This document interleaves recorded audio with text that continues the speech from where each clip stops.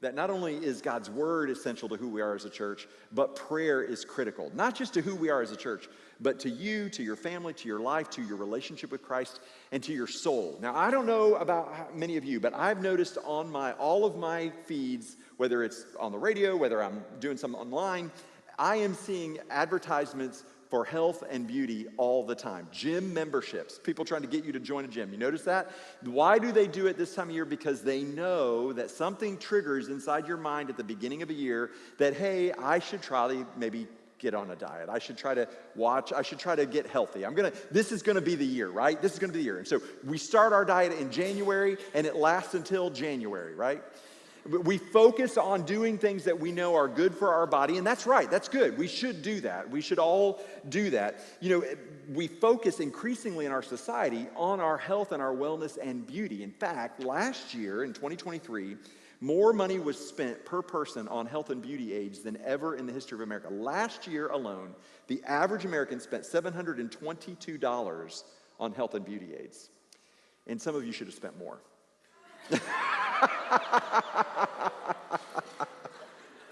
But wait, if you think that's a lot of money, just wait, because if you're in Gen Z, okay, if you're the youngest generation spent on average $1,754 on health and beauty products. Now, I'm nothing against, this is not a sermon against gym memberships, it's not a sermon against health and beauty and what you spend on health and beauty. Be healthy, be beautiful, I'm all for it.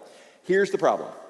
While we are focusing increasingly on our physical appearance and our physical well-being, we are ignoring the most important part of what it means to be human. We are ignoring something that we so often overlook in our day-to-day lives and very rarely think about it, and that is our souls. In fact, it's not just those of us in the room, it's a cultural-wide trend. There's modern philosophers, lots of them, like a guy named Owen Flanagan, says that there is no place in science for the notion of a soul. In fact, this is a direct quote from him. De-souling is the primary operation of science.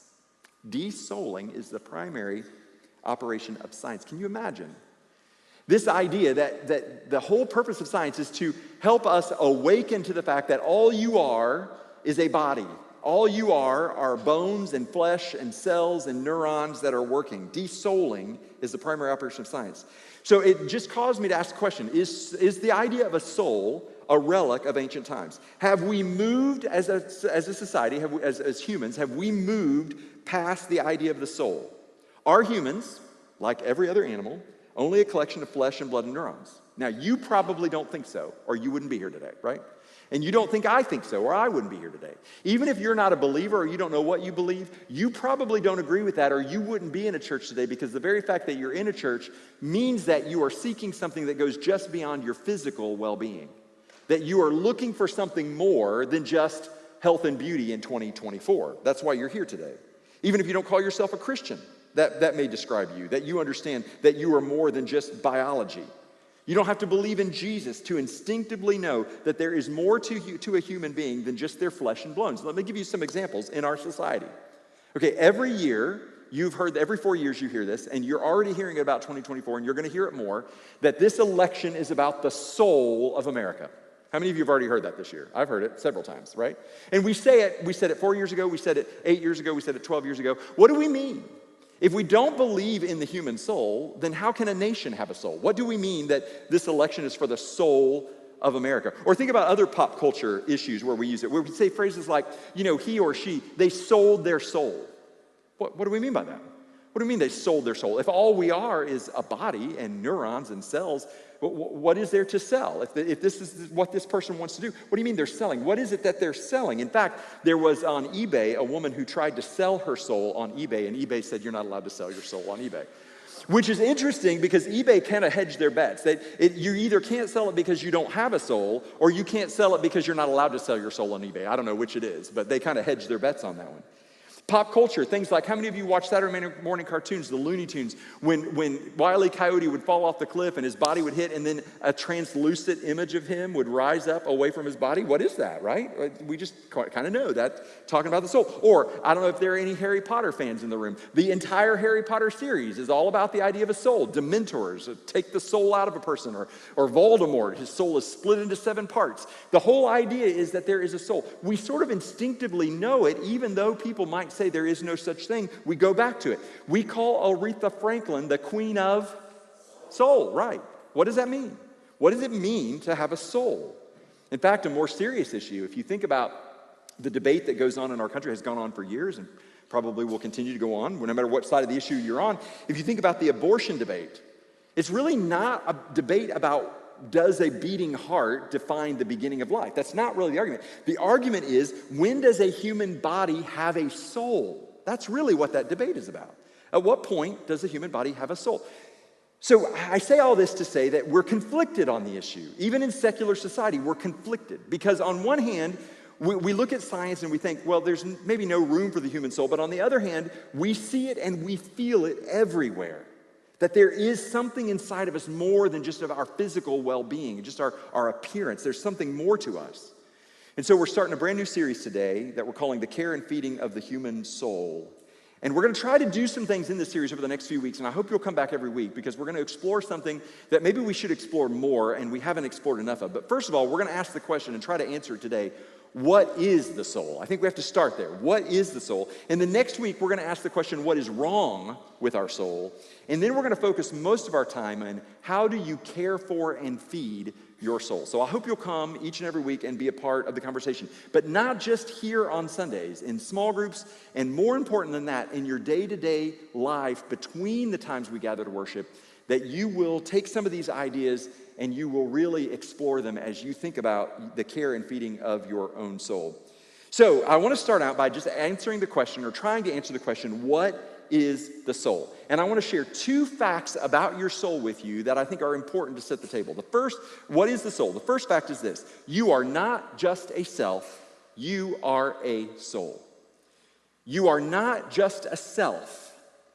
You notice in popular science and all the leadership and psychology writings, it talks about self-care, self-leadership. Everything is about self-help. All of that is about the self. But here's the thing.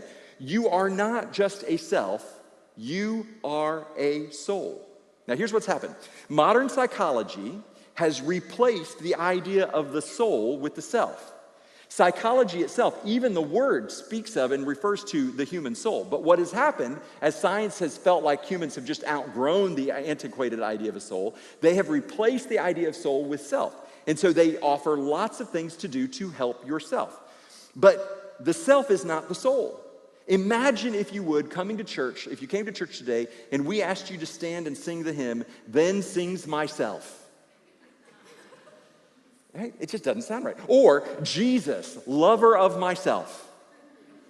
Right? I mean, we know that's not right. And you don't think that's not right just because you're a Christian and you grew up in church singing those songs. Something about that sounds wrong. There's a difference between the self and the soul. And so what I want to focus on is this idea that the more you focus on yourself, the more in danger your soul is. Because the more you focus on self, the less you are actually focused on your soul. And I believe this is what is contributing to our current mental health crisis in the United States. Now, let me just give a disclaimer. I have nothing against the mental health community. In fact, I value it. I value what it can do for people. I have nothing against counseling. I'm for all of the above. But I think what we've done is we have focused so much on that aspect of it and its focus on self that we have neglected what could be the real problem for many of us. And that isn't ourself, it's our soul. Listen to these statistics from 2023. These are brand new statistics from the American Psychological Association. They say that 45% of adults aged 35 to 44 have experienced an increase in mental health diagnosis as compared to 31% in 2019. In 4 years, it's gone from 31% of adults in that age category to 45% who have a diagnosed mental health condition. But it gets worse. Because 50% of adults age 18 to 24 have been diagnosed with a mental health condition. Now, why do I bring these stats up? And there are lots of explanations that people could come up with, and I'm sure there are many good ones. But I'm just going to offer you one possibility. Because by all objective standards, this should not be the case. It shouldn't be. Why do I say that? Because we live in a time where we have spent decades and billions of dollars studying psychology, studying psychiatry. We have more mental health resources than ever, and yet the demand has only increased and the severity of the problem has grown. Something else is going on. Not that we don't need to focus on mental health. That's not what I'm saying. But what I'm saying is, what if that's not the whole problem? What if the problem is actually the desouling of America? What if the problem is that we are ignoring the most important part of who we are? Could the mental health community's focus on self rather than soul be making the problem worse? So while we spend increasing amounts of money caring for ourselves, we continue to ignore the part of us that is crying out and is dying within us. And to make this point, I just want to remind you how we're made. That you are not just a self, you are a soul. Look with me at Genesis chapter 2, verse 7. We'll put it on the screen. We'll just be in this one verse in Genesis, and then we're going to skip to some other verses in a minute. Genesis chapter 2, verse 7. Here's how humans were formed. Listen to this.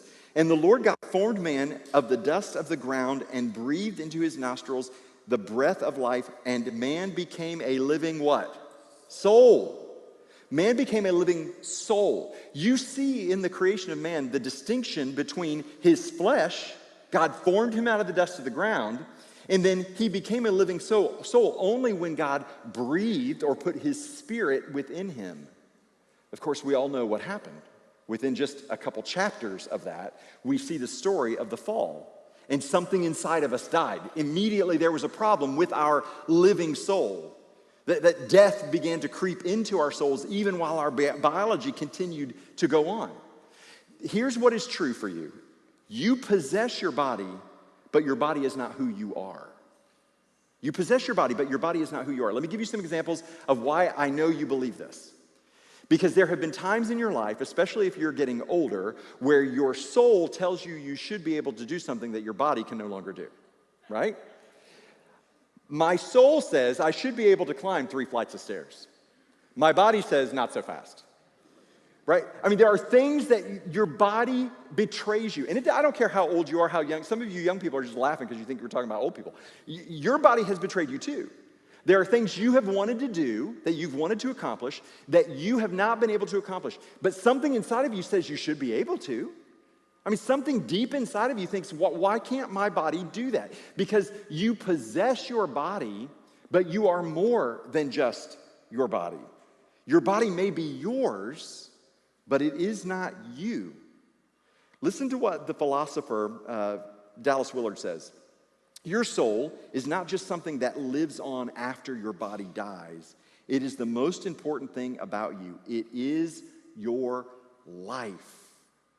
Now, I think Dallas Willard is on to something really critical here, because I grew up in church, and maybe some of you grew up in church like I did, and the only time I really thought about my soul is when I thought about it like Wile E. Coyote. Right? That the whole idea of church and religion was just to make sure that my soul was going to be okay when my body died. And, I mean, that's what we do, right? We want to make sure our soul is good when our body is dead. But when we are doing that, so many times what we're doing is we're actually ignoring the condition of our soul here and now. Your soul isn't just something that is meant to start when your body dies. You have a soul, you are a soul in the present. It's not just something to worry about in the future. It's something we think about here and now. So Dallas Willard gives an explanation of the soul that I think is really good, a diagram that we'll put on the screen, and I want to walk you through this. This is his illustration. So in this, you see that he talks about the will. The will is that part of you that defines your intentions, okay? You have a will to do something, a will to get a job, a will to pursue a relationship. You have a will, a desire inside of you. And then we have our mind, and our mind or your thoughts, your feelings, your values, your conscience, and sometimes your will convinces your mind to believe certain things, right? You've had this happen. There were things you knew in your mind you shouldn't do, but your will said you want to do it anyway, and so you did it. And your will drove your mind. Your will changed your mind, okay? But it's not just your will and your mind, it's also your body. Because then your mind tells your body to act on that thing that your will wants you to do. Now, what Dallas Willard says is that your soul encompasses all of this. Your soul is what integrates your body, your mind, and your will. The best illustration I can think of with this is it's like an operating system on a computer or a cell phone. You have the hardware, the device itself, you have software or apps that run on it, but it's the operating system that makes it all work together. It's the operating system that makes it function together. That is sort of the definition of what the human soul is all about. And if you think about it this way, it makes sense because when there's a guy by the name of John Ortberg, and his book is listed in your recommended reading on your worship guide. He says this: a soul is healthy when there is harmony between these three parts and God's intention for you. That God who created you. When all of these parts are in alignment with God, then that's a sign that your soul is healthy. When you're connected with God and with other people in life, you are a healthy soul. And here's what is so important. You are not just a self. Please do not hear what I am not saying, okay? I am not saying that you shouldn't care for yourself. I am not saying that there are not things that you can do to benefit from counseling and mental health. All that is valuable. All I am saying is that's not all of who you are. You are not just a self. You are a soul. And the more you focus on self, the more likely you are not focusing on your soul. And the second truth about your soul I want to share with you is that your soul is the most valuable part of you. It is the most valuable part of who you are. Listen to what Jesus said. Mark chapter 8, verse 36. For what does it profit a man to gain the whole world and forfeit his soul? For what can a man give in return for his soul? Now, I don't know about you, but again, sort of like the whole idea of soul, when I heard this verse, when I thought about this verse a lot, I always thought about this verse as this idea of not sacrificing sort of short-term gains today for my eternal existence in heaven. That's kind of how we read it, right? What does it profit a man if you got everything in this life and then you died and you left it all behind and then you sacrifice your soul? And I think there's truth to that. But I don't think that's what all Jesus is saying here. I think what Jesus is saying is even now, right here, there is nothing more valuable than the condition of your soul today. There's no position you can achieve. There's no amount of money you can get. There's no possession you can acquire that can compensate for what is wrong inside of your soul. It's nothing that money can fix. It's nothing that power can fix. It's nothing that a relationship can fix. There is nothing you can trade for your soul. What can a man give in return for his soul? There's nothing, Jesus says. And that's not just about what happens to you after you die. It's about how you live in the present, here and now. Dallas Willard again, here's what he says. The most important thing in your life is not what you do, it's who you become. That's what you will take into eternity. You are an unceasing spiritual being with an eternal destiny in God's great universe. Listen, if you don't hear anything else that is said today, that last line is important. That you are an unceasing spiritual being with an eternal destiny in God's great universe. That your soul is the most valuable part of you. And yet, for so many of us, we ignore it. So I want to close by giving you 4 conditions of the human soul, okay? And this comes from a parable that Jesus taught. If you have a Bible, Mark chapter 4 is where you can find this parable. It's a famous parable. But basically, in this parable, Jesus is describing how the world distracts us from actually caring for our soul. And here's what I want you to do as we go into it and think about it. I want you to identify which of these 4 conditions describes your soul today, okay? Which of these 4 conditions describe your soul today? And it won't be hard, because here's what I guess is going to happen. The minute I say it, you're going to be like, that's me. Or somebody next to you is going to go, that's you. Hopefully it's the first and not the second. All right, so here, let me give these 4 conditions of the human soul. The first one is the hardened soul. The hardened soul. Mark 4, 3 and 4, Jesus says, listen, behold, a sower went out to sow. And as he sowed, some seed fell along the path, and the birds came and devoured it. Now, this is one of the only parables that Jesus then explained. So if you look down at verse 14 and 15, he explains this seed that's falling on the hard path. Here's what he says. The sower sows the word, and these are the ones along the path. Where the word is sown, when they hear, Satan immediately comes and takes away the word that is sown in them. This is describing a soul that is unpenetrable. This is a soul that has grown hard, maybe because it's been wounded, maybe because it's been hurt, betrayed, and this soul has grown hard as a result in order to protect itself. And nothing gets in. You don't feel anymore. You don't really even, you might even agree with some of the people I quoted earlier and even question whether you even have a soul, because it's grown so numb and so cold that you don't even know anymore. You don't even feel anymore. If you have a hard soul, if your soul has grown hard, here's some things you can do, and they're not going to be comfortable. In fact, everything I'm going to give you to do as a result of the condition of your soul is going to run 180 degrees counter to what you want to do. But it's what you need to do if you want to care and feed for your soul. Care and feed your soul. Here's what you need to do if your soul's hard. You need to put yourself in situations with people who will require compassion and grace out of you. And you're like, those are the very people I'm trying to avoid. That's my point. You need to put yourself in a situation where there are people who are hurting, where their condition and the situation is bad, and you need to pray the prayer, God, break my heart for what breaks your heart. Give me your heart. You need to ask yourself, why am I avoiding pain? Why am I medicating myself? Maybe you're medicating yourself with drugs, with alcohol, too much drinking. Maybe you're medicating yourself with technology or watching things online. But you are just trying not to feel anything. You don't want to feel anything. That is a hard soul, and it is a dangerous place to be. You need to face the real struggles that are going on in you and around you. I love this quote from C.S. Lewis as he describes this kind of soul. Let me read it to you. Here's what he says. To love it all is to be vulnerable. Love anything and your heart will be wrung and possibly broken. If you want to make sure of keeping it intact, you must give it to no one, not even an animal. Wrap it carefully round with hobbies and little luxuries. Avoid all entanglements. Lock it up safe in the casket or coffin of your selfishness.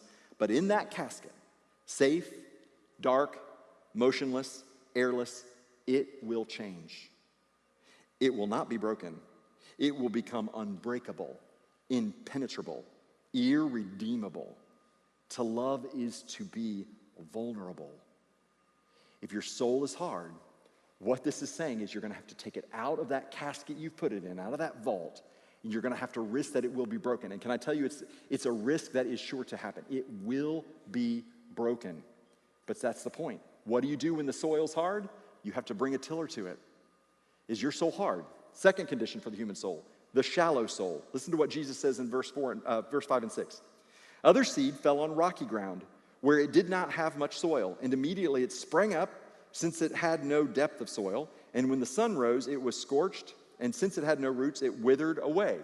Now, Jesus describes this person in verse 16 and 17. And these are the ones sown on the rocky ground, the ones who, when they hear the word, immediately receive it with joy, and they have no root in themselves, but endure for a while. Then, when tribulation or persecution arises on account of the word, immediately they fall away. This is the shallow soul. Let me describe the shallow soul for you. So the shallow soul is somebody who today will say, this is exactly what I need. And then Tuesday, you'll have forgotten everything I said. That's the shallow soul, right? Because here's the thing. The minute it gets hard, the minute it's a challenge, you walk away. You don't persevere. You don't press in. You love the idea. You're not hard-hearted. You're just shallow. You just look at that and you think, maybe next year. I thought 2023 was going to be my year. It wasn't. Maybe 2024. By the middle of January, maybe it's not 2024. I'll wait till 2025. That's the shallow soul. And if your soul is shallow, here's what I'm going to tell you to do. Again, you're not going to like it, just like the hard soul doesn't like it, but here's what you have to do. You have to step up your game. What do I mean by step up your game? Read a book. And I don't just mean some fantasy book or fiction book or even Christian fiction book. I mean, read something that will cause you to think about your own spiritual formation and growth. Every week in the worship guide, we give you some suggested reading, things that you can find. You can check out our media center. You can find something to read about the condition of a soul and how to care for your soul. But do more than that. Adopt a Bible reading plan. Last week we gave out systematic Bible reading plans. Find something in the Word and don't just read it, but consider what you read. Think about it. Start a journal. Put your thoughts on paper. If your soul is shallow, what you need to do is dig deeper. And that's going to take some effort on your part. Do you have a hard soul? Do you have a shallow soul? The third condition of a soul is a cluttered soul. And I'm just going to tell you right up front, this is most of us, me included. Okay, this is most of us. In a world where there is so many distractions and so many things that can pull our attention, this describes the vast majority of us. I'm convinced of this. Listen to what Jesus said, Mark chapter 4, verse 7. Other seed fell among thorns, and the thorns grew up and choked it, and it yielded no grain. And then he describes this in verse 18 and 19.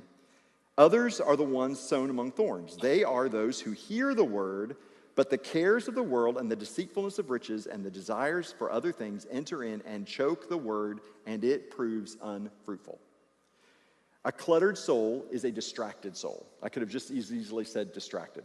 And the thing that distracts most of us is this, right? I mean, whether it's a social media feed, whether it's tech, I mean, there's just so much information coming at us, right? We can't even focus. We can't focus on anything more than 5 or 6 seconds, and our minds are already wandered off somewhere else. That is a condition of a cluttered soul. If this describes you, then you need to do something that you're not going to like. In fact, it's something that we don't even ask you to do in church anymore, but we should. In fact, we're going to start asking you to do it. And that is to fast and abstain from things. Fast and abstain. Now, the minute I said fast, you immediately thought of food, right? And maybe so. That's definitely, I think, a powerful way to fast. But for some of you, you need to fast from technology. You need to put down your devices. You need to just decide, I'm going to limit my screen time. Whatever it is, you're going to fast from it in order to declutter your mind, to give space for the Word of God to begin to work deeper inside your soul. You need to experience, and you're going to hate this, boredom. You do. You need to experience boredom. You need to experience stillness. You need to experience silence. You don't need other things coming in at you, other information coming in. What you need to do is you need to be still and let the Word of God begin to saturate your mind and transform you. But you have a cluttered soul. And finally, the one that I hope is more descriptive of all of us by the time we end this series is the healthy soul. Listen to how Jesus described it in verse 8. And other seed fell in good soil, and it produced grain, growing up and increasing and yielding 30-fold and 60-fold and 100-fold. And then he describes that in verse 20. But those that were sown on the good soil are the ones who hear the word and accept it and bear fruit 30-fold and 60-fold and 100-fold. The healthy soul. The healthy soul is the one that all by itself, just out of your life, springs the fruit of the Spirit. Love, joy, peace, patience, kindness, goodness, faithfulness, gentleness, self-control. These things just come out of you, right? That you sense and you see that God is working in you and through you, not because of anything great that you have done or because you're super spiritual, but because your soul is healthy and God longs to work in and through people with healthy souls. It happens all by itself. The farmer plants the seed, he tends the field, but the crop grows up all by itself. How does that happen? Because God delights to work in and through people with healthy souls. And so how can we have healthier souls? Well, that's what this series is going to be all about. How do we care and feed for our souls? And here's what I want to challenge you to do for 2024. I want you to prioritize the care and feeding of your soul. I want you to make it a priority. As important as your physical health is, as important as your mental health is, your soul, the care for your soul, is just as important and maybe even more important. Because it's the most important part of who you are. Care for your soul. Now, I want to share with you just some resources that we make available for the care and feeding of your soul. And I'm challenging you over the next 85 days. This 85 days of prayer is actually a challenge for all of us together to encourage one another to care for and feed our souls. Because prayer isn't just about communicating what you want to communicate to God. Prayer is about opening up a channel for God to communicate to you in order to care for your soul and to let God work in and through your soul. So during this 85 days of prayer that we have, we're going to give you a few resources. In fact, inside your worship guide this morning, you notice our brand new prayer ministry that we gave. You can read more about the prayer ministry in that. But you also noticed there was a piece of paper that says prayer prompts for January 7th. Now, here's what we're going to do. The first thing we're doing during the 85 days of prayer is we are providing you a daily prayer prompt. For some of you are like, I don't know what to pray. I don't know how to pray. I don't know what to pray for. Well, for 85 days, we're going to provide you something, okay? Every day, there's going to be a verse to consider. There's going to be what to pray, and there's going to be church members to pray for today. Now, that last part is so important because by the end of 85 days, every church member is going to have prayed for every other church member by the time we get done. So you will see names you don't know, pray for them anyway. You're going to see names you do know, and you may be able to pray more specifically for them. But we're going to pray through every day. Now, if you are an electronic person, if you're a digital person, and you're going to lose this paper before you even leave church, because let me tell you a secret. We go through the pews and we clean them out, so we know who you are, all right? But let me give you a solution. You can leave the paper behind, but let me just give you a solution. If you go to our app, at app.aspirejacks.org, that is a web app. You can actually save it to your home screen, whatever kind of device you use. You don't have to go to Apple Store or Google Play. You just go to your browser, app.aspirejacks.org, and you put that app on your home screen. Every day, the prayer prompt for the day is going to appear on the Aspire Jacks app. So you can get it that way too if you want to find it there, okay? So the daily prayer prompts. The second way that we're going to invite you during the 85 days to focus on this is we're going to invite you to a day of fasting every Monday evening through Tuesday evening. Monday evening through Tuesday evening. What does that mean? 5 o'clock, 6 o'clock, 7 o'clock, whenever you start, you just make up, and it's between you and the Lord, what you are going to abstain from for that 24 hours. Could be food, could be technology, whatever you feel like the Lord is telling you, that is what's cluttering your soul. We're just going to do collectively a 24-hour fast. Now, you can do it any day you want. I like to think that we're all doing it at the same time, so we're all grumpy together, okay? That's part of the motivation then. And if you say, well, I don't want to do that, you probably need to do it. No, I'm serious. Any of these disciplines you're like, that sounds terrible, then it's for you. Because you have to actually go upstream from what you want to do in order for your soul to be cared for and tended. Because the reason your soul is in the condition it's in is because you don't want to do those things. So would you commit to a day of fasting during the 85 days of prayer? The other thing we're going to do is called call to prayer. Now, if you've been around Aspire for a while, you know this tradition goes back decades. Every first Tuesday of every month at 7 p.m., we have call to prayer in the prayer chapel. Doesn't matter what's going on, pandemics, wars, rumors of wars, weather conditions, we always have it. We are going to do call to prayer every Tuesday during the 85 days of prayer. So for some of you, if you've never, just pick any Tuesday and come. We're going to do it at 7 p.m. every Tuesday. We'll also do it during the daytime. For those of you who can't come in the evening, we're going to do a call to prayer every Tuesday at 10 a.m. Come to call to prayer. It is just a time to sit with people and pray. That's all we do. That's the whole agenda. Be a part of call to prayer at least once during the 85 days of prayer. All right, that will continue all through the month of March. And then finally, one other thing that may help you, if you're interested in knowing more about this, I'd love for you to come and be a part of the prayer lab. Starting this Wednesday night, I'm going to be offering from 6 to 7:30. I'll be leading what we're calling prayer lab. It's not because I'm an expert prayer. I'm striving just like you to try to be better in my prayer. But it's going to be for us to get together and talk about some strategies and techniques to improve your prayer life. So if you want to be a part of that, you can sign up on the app and be a part of that beginning this coming Wednesday night. So lots of different tools that we've given you in order to care for and feed your soul. During the next 85 days, would you consider doing that? Would you consider caring for the most valuable part of who you are? And let me just ask you, what do you have to lose? What do you have to lose? I mean, you have a lot to gain. You have almost nothing to lose by it. If at the end of the 85 days, if you have put effort into this and you look back and you think, I don't feel anything different, well then nothing's lost but a little bit of time. Why wouldn't you try for the next 85 days just to say, can I care for and feed my soul? Go on this journey with us. I'm on this journey. I'm looking at my own soul, seeing how cluttered it is, trying to say, what do I need to fast from? What do I need to abstain from? Will you join us on this journey to bring health and wholeness to the most important part of who you are?